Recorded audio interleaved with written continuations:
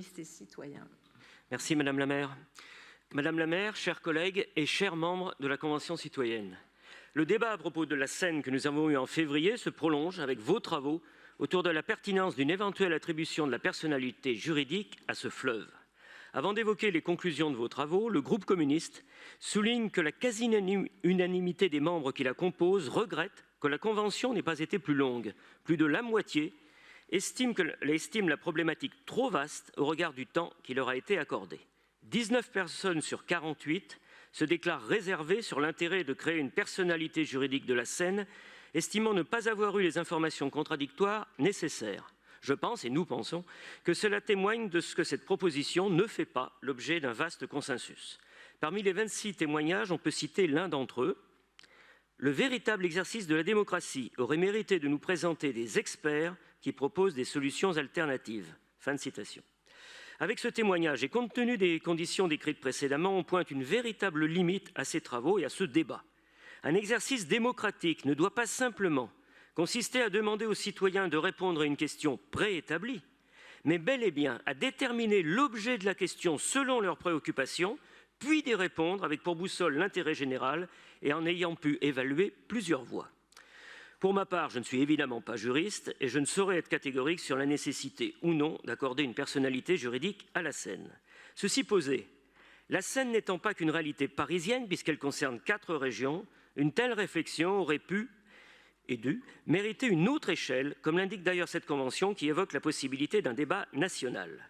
Concernant l'attribution d'une personnalité juridique, cette initiative semble sous-estimer la portée actuelle du Code de l'environnement et la possibilité pour les associations de bénéficier d'un droit d'action en justice. Ce sont d'ailleurs de tels éléments que mon collègue et camarade Jean-Noël Acquois avait évoqués lors de notre débat de février. Pire encore, si je puis dire, cela pourrait donner l'illusion d'une protection renforcée alors qu'elle n'apporte aucune réponse à des problèmes très concrets. Sous-effectifs dans tous les services, notamment d'inspection, manque de moyens techniques, engorgement des tribunaux, non-application de certains textes. D'ailleurs, les membres de la Convention sont conscients, puisqu'ils s'inquiètent de la remise en cause du fonctionnement de l'Office français de la biodiversité, principalement par certains élus de droite. Je pense notamment dans la région Auvergne-Rhône-Alpes à Laurent Wauquiez qui ne masque pas son hostilité à l'égard de la police de l'environnement. Cette même droite qui, par la voix de Rachida Dati, déjà ministre de la Culture à l'époque, se moquait de l'argent engagé par notre collectivité dans la dépollution de la Seine. Le résultat est pourtant là. Les Parisiens pourront se baigner dans la Seine et surtout, cette dépollution a permis de recenser 37 espèces de poissons dans la Seine, 37 ou 39, contre 4 en 1970. Et d'ailleurs, nous insistons là-dessus, M. Didier a parfaitement raison. Le SIAP et les travaux de tous ses agents y sont d'ailleurs pour beaucoup. Nous avons, alors c'est un sujet annexe, mais il est lié à la Seine. Nous avons déposé un vœu portant sur la systématisation de la régie publique dans la gestion des piscines et la sécurisation des nouveaux sites de baignade dans la Seine.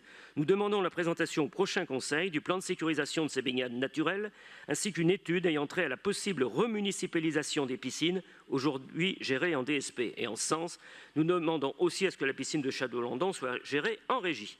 Pour en revenir à ce qui nous occupe, la Seine, nous sommes conscients que bien des obstacles s'opposent à la préservation des espaces naturels et nous saluons sans réserve la réflexion de cette Convention citoyenne qui fait un grand pas dans la façon d'aborder cette question. Premièrement, quand vous indiquez que la Seine n'est la propriété de personne, et aussi lorsque vous rappelez que l'accessibilité des bords de Seine est souvent entravée par des privatisations. Ensuite, lorsque vous soulignez qu'il faut contrôler le développement des monopoles pour éviter qu'un acteur seul puisse édicter les règles. Et enfin, quand vous dites que les intérêts dits économiques sont largement préemptés par les entreprises et l'État au détriment de la biodiversité et en fait aux dépens de l'intérêt général. Dans ce cadre, je vous prie de m'excuser, le véritable levier pour protéger la Seine, c'est d'agir, si j'ose dire, en amont, pour obtenir des changements fondamentaux en encadrant à la source les activités économiques comme les industries présentes le long de la Seine, ainsi que les activités agricoles. La protection juridique ne vient aujourd'hui qu'en aval, une fois les dégâts causés, car les effectifs manquent pour des contrôles vraiment efficaces. Ces changements fondamentaux passeront par plus de pouvoir pour les salariés dans les entreprises et les différentes activités économiques pour que la citoyenneté ne s'arrête plus à la porte de l'entreprise. Les communistes le réaffirment, la protection des écosystèmes entrera forcément en contradiction avec le capital et sa logique inhérente de quête du profit. Je vous remercie.